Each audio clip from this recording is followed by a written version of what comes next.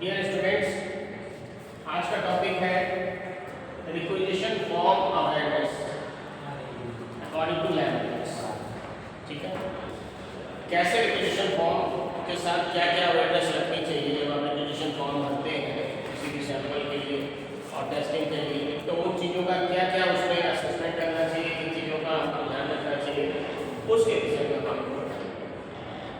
Learning objectives में है understand core ethical principles in laboratory practice, recognize the critical role of accurate requisition forms, identify common errors and their impact on patient care, apply ethical decision making frameworks and ensure compliance with regulatory standards।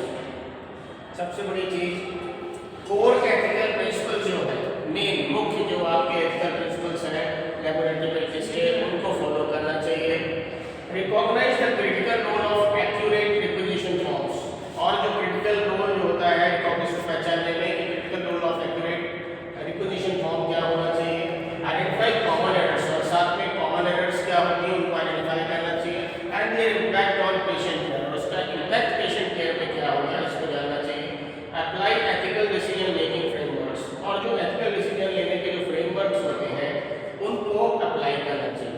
Next, ensure compliance with regulatory standard, जो regulatory standards हैं laboratory manuals के, उनको properly compliance करना चाहिए। Why laboratory ethics matter, laboratory ethics क्यों matter करते हैं, इसको समझने के लिए ये बात समझिए कि 70% of medical decisions rely on laboratory test results. मानते हैं जितने भी मेडिकल डिसीजन होते हैं उसमें से 70% ऐसी स्थिति होती है कि जो लेबोरेटरी टेस्ट के रिजल्ट आते हैं उसी के बेसिस पे हम अगले स्टेप को प्लान करते हैं। तो इसलिए it is very important why the ethics are important in this way. So patient safety and wellbeing depend on accurate lab results, patient की वेलबींग इस पर डिपेंड करती है।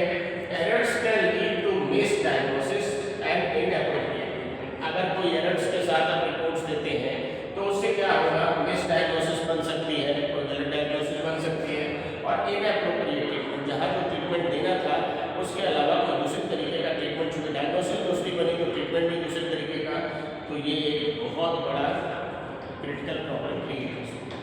Next, trust in health care relies on laboratory activity, तो जो health care, जो पूरा health care system है वो लैब पर बहुत रिलाई करता है, एक तरीके से डिपेंडेंट होता है कि उनकी मैक्सिमम चीज़ों के बेसिस पे ही मेजर डिसीजंस होंगे, जिनमें लगभग 70% डिसीजन इसी बेसिस पे लिए जाते हैं। Next is legal and professional accountability, चूँकि लेबोरेटरी जो फाइंडिंग्स देती है, रिपोर्ट्स देती है, उससे ही आगे की चीज़ें होती हैं, तो इसलिए अगर कोई लीगल या कोई एथिकल इश्यूज क्रिएट होते हैं तो वो लेबोरेटरी पे ही जाएंगे। तो that's why it is very important. So be professionals with accountability, आप जवाबदेही आपकी उसमें बहुत ज़्यादा होगी, इसलिए आपको प्रोफेशनल होना चाहिए। कोर एथिकल प्रिंसिपल्स क्या होते हैं इसमें, पहली चीज एक्यूरेसी, कोई भी टेस्टिंग हो उसमें एक्यूरेसी सबसे बड़ी चीज होती है। Ensure all test results are precise and reliable, जितने भी टेस्ट हो उनके रिजल्ट्स प्रिसाइज मतलब बिल्कुल एप्रोप्रिएट हो, करेक्ट हो, ट्रू हो और विश्वसनीय हो, भरोसेमंद। अगर आप पहले आप अश्योर कर लें, अगर आपको कोई डाउट लगता है तो लैब में पहले आप ही टेस्टिंग करके देखें मल्टीपल टाइम्स, फिर जब आप अश्योर हो तभी उसको आगे बढ़ाएं। साथ में confidentiality, protect patient information and privacy, patient का जो कॉन्फिडेंशियलिटी है उसको मेंटेन रखें, उसकी इंफॉर्मेशन को बनाए रखें और कोई प्राइवेसी डिस्क्लोज भी ना करें। Next is integrity, maintain honesty in all laboratory procedures, और जो किसी भी काम को करने के लिए इंटीग्रिटी बहुत बड़ी चीज़ होती है। एक मर्यादा ऐसी बना के रखनी कि आप ईमानदारी के साथ अपना काम करें लैब में, और जो आप प्रोसीजर्स करें उनको भी पूरी ईमानदारी के साथ, और जो से रिजल्ट्स आए उसको सही से आगे अपने अथॉरिटीज को इन्फॉर्म करें। Next is competence, perform only test within scope of training, जितना आपकी ट्रेनिंग है उसी स्कोप ऑफ वर्क में आप काम करें। ये नहीं कि जिस चीज़ का आप एक्सपीरियंस भी नहीं है, ट्रेन भी नहीं है, उसको काम करें, तो हो सकता है फिर उससे क्या होता है आपको मुश्किल आ सकती है, कॉम्पिटेंस नहीं होने के। What is a requisition form, requisition form क्या होता है, a laboratory requisition form is a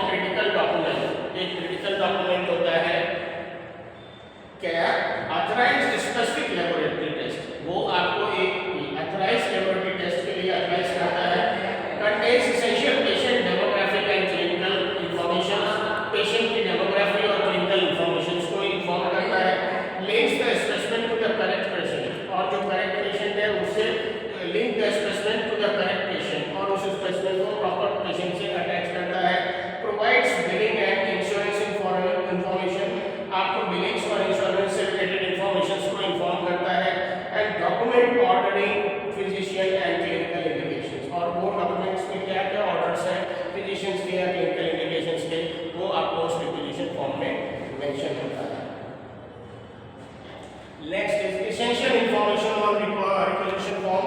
क्या क्या उसमें इंफॉर्मेशन होती है? पेशेंट डेमोग्राफिक्स में पेशेंट का फुल नेम होता है, डेट ऑफ बर्थ होती है, मेडिकल रिकॉर्ड नंबर होता है और जेंडर होता है। फिर क्लिनिकल इंफॉर्मेशन में डायग्नोसिस या सिम्टम्स, अगर शुरू में जांच हो रही है, अभी डायग्नोसिस नहीं बनी है, तो सिम्टम्स के बेसिस पे अगर डायग्नोसिस कोई टेम्पोररी बन गई है तो फिर वो मेंशन की जाती है। फिर मेडिकेशंस क्या क्या चल रहे हैं स्पेसिफिक वो बताना, एंड फास्टिंग स्टेटस, अगर पेशेंट फास्टिंग स्टेट में है तो वो भी इन्फॉर्म करना।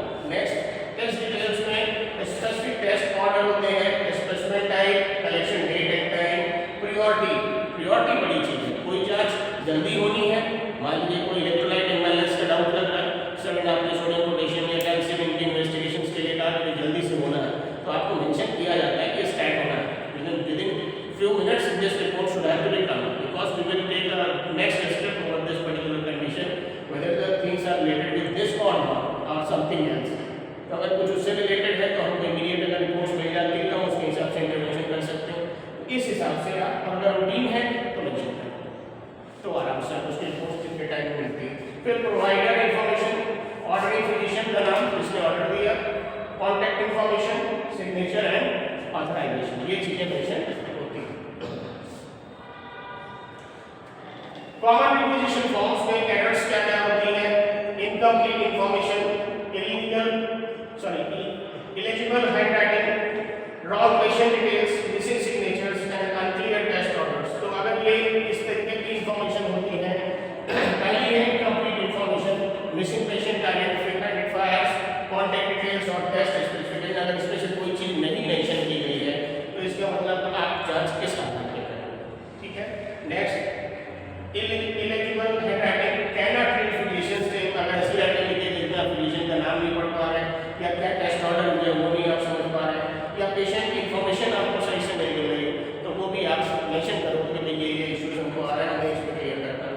फिर wrong patient detail, incorrect name spelling, एक ही पेशेंट के थोड़ा थोड़ा स्पेलिंग चेंज होकर के ये दूसरे की जांच हो जाए तो ये वेरीफाई होगा। फिर wrong date of birth, DOB date of birth और mismatched MRN, medical registration number होते हैं, मिसमैच अगर हो जाए तो भी गलत हो जाएगा। मिसिंग सिग्नेचर्स में लैक ऑफ फिजिशियन ऑथराइजेशन और कलेक्टर आइडेंटिफिकेशन, अगर जो फिजिशियन ने मेंशन किया है अगर उसके सिग्नेचर्स नहीं है तो भी आप जांच नहीं करेंगे। और अगर जो कलेक्शन करने वाला है उसका भी आइडेंटिफिकेशन होना चाहिए, सैंपल किसने कलेक्ट किया। ये नहीं है कि हमको आइडिया ही नहीं कि किसने कलेक्शन किया, इनकेस जो आना है वो उससे इनएप्रोप्रिएट चीज आपके पास आ जाए या कलेक्शन करते समय कोई उसमें डिसेबिलिटी क्रिएट हो तो वो पता तो रहे कि किसने दिया था सैंपल, तो उसके बेसिस पर उसको एक तरीके से काउंटेबल तो सेट किया जाएगा, ठीक है। Next is unclear test orders, ambiguous test names और कॉन्फ्लिक्टिंग ऑर्डर्स। अब कोई भी चीज जो टेस्ट होते हैं वो एम्बिगुअस होते हैं, जैसे क्लियर नहीं है कि ये होना था कि वो होना है, लिख दिया है लेकिन क्या कैसे होना है स्पेसिफिकेशन नहीं है। कुछ जांचों में स्पेसिफिक मेंशन होता है कि ये जांच ऐसे ऐसे होनी है, इस टाइम होनी है, ऐसे ऐसे इसके प्रोसीजर से अडॉप्ट करना, तो जैसे कई तरीके से होता है।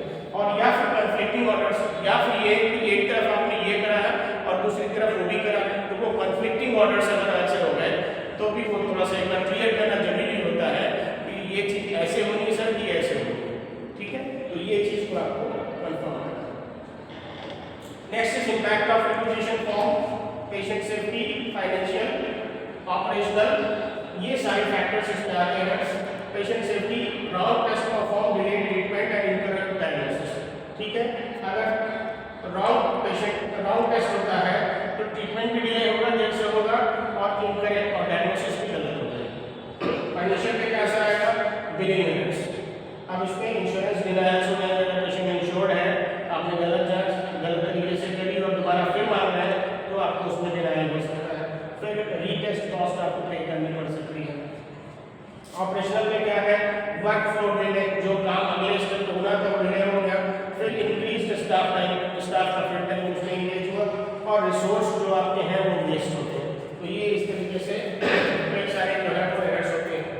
नेक्स्ट इसमें एक चीज मेंशन की, study show that 60 to 70% of lab errors occur in the pre analytical phase often due to requisition issues. जो रिक्वेजिशन इश्यूज होते हैं उसके प्रॉपर एनालिसिस ना होने के कारण बहुत सारी जांचें लेट होती हैं या सही से समझ के नहीं होती।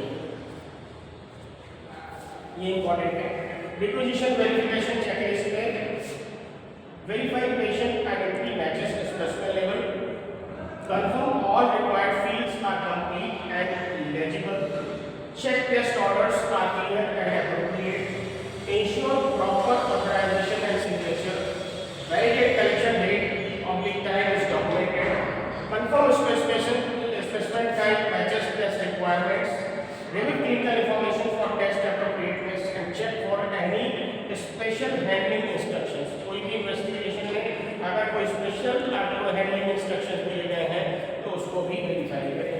तो ये सारी चीजें आपको एश्योर करना जरूरी है, ध्यान रखिएगा। Next is patient identification. The two identifiers rule हमेशा ये बताया गया है कि दो आइडेंटिफायर होने चाहिए पेशेंट को पहचान लेने के लिए कि जिसकी जांच होनी हो यही, ठीक है। Now always verify patient identity using at least two identifiers. दो आइडेंटिफायर उसको आप सिस्टम के पास है, आपके पास ये मैटर हो रहा है, बोले कौन सा पेशेंट है क्या है, इनमें सेक्स फाइल से भी मिलाया, उससे भी मिलाया, पेशेंट से भी वेरीफाई, फिर पेशेंट का रेडियन से भी वेरीफाई किया या डॉक्टर से भी वेरीफाई किया। तो ये जब और पेपर्स पे भी वेरीफाई किया, then you go for the taking proper sample of the patient. तो इसमें पेशेंट का full name, date of birth और मेडिकल रिकॉर्ड नंबर, ये तीनों मैच होने चाहिए। नेवर यूज रूम नंबर और लोकेशन एज एन आइडेंटिफायर, याद रखिएगा कभी भी रूम नंबर नहीं लिखना है। रूम नंबर के बेसिस पे आप पेशेंट की जांच करके या उसकी लोकेशन के बेसिस पे आप आइडेंटिफाई करें, चेंज हो सकता है। मान लो आपको किसी ने मेंशन किया कि मेरा प्राइवेट 201 पे चलेगा ये, तब तक आपको जब मॉर्निंग का मेंशन हुआ है आप दोपहर में या अगले कुछ घंटे बाद सैंपल ले रहे हैं, उसमें पेशेंट कुछ देर में वो डिस्चार्ज होकर नया पेशेंट आ गया दिक्कत, या इमरजेंसी में उस पेशेंट को ट्रांसपोर्ट करके दूसरा खाली था दूसरे को उसमें शिफ्ट कर दिया, आपने उसका सैंपल ले लिया, तो ये नहीं हो सकता। तो वेरिफिकेशन के लिए फुल नेम, हाफ नेम नहीं, full name, date of birth और मेडिकल रिकॉर्ड नंबर असेस करेंगे तभी करें, और टू आइडेंटिफायर्स जरूर होने चाहिए। हैंडलिंग डिस्क्रिपेंसीज में when you identify an error or discrepancy, अगर कोई आप डिस्क्रिपेंसी पाते हैं, कोई विविधता पाते हैं, तो stop, do not proceed with testing, नहीं करेंगे testing. Document record the discrepancy in detail, mention करेंगे जैसा इसमें मैं इस नंबर पे गया और ये चीज यहाँ ये नहीं थे, इनकी जगह ये थे और ये मैं अवेलेबल पेशेंट ना हो पाने के कारण मैंने जांच नहीं। डॉक्यूमेंट फिर contact reach out the order provided immediately, जिसने ऑर्डर दिया था उससे बात करेंगे।